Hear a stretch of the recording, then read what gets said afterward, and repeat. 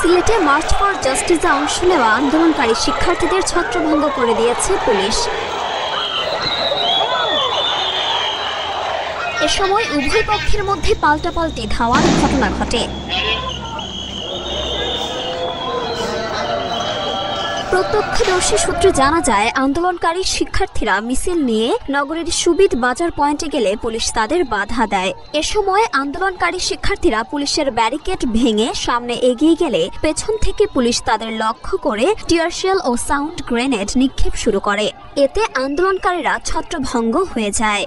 এর আগে বৈষম্য বিরোধী ছাত্র আন্দোলনের ঘোষিত কর্মসূচি অনুযায়ী বেলা 11টা থেকে শাহজালাল বিজ্ঞান ও প্রযুক্তি বিশ্ববিদ্যালয়ের প্রধান ফটকে অবস্থান নিতে শুরু করেন আন্দোলনকারীরা। পরে সেখানে আগে থেকেই অবস্থান নেওয়া পুলিশ তাদের সরিয়ে দেয়। এরপর আরও শিক্ষার্থী যোগ দিয়ে স্লোগান দিতে শুরু করেন। তখন পুলিশ ক্যাম্পাসের ভেতরে চলে যায়। দুপুর 12:30টার দিকে কয়েক শতাধিক শিক্ষার্থী নিয়ে সেখান থেকে নগরীর কোর্ট পয়েন্টের দিকে যান।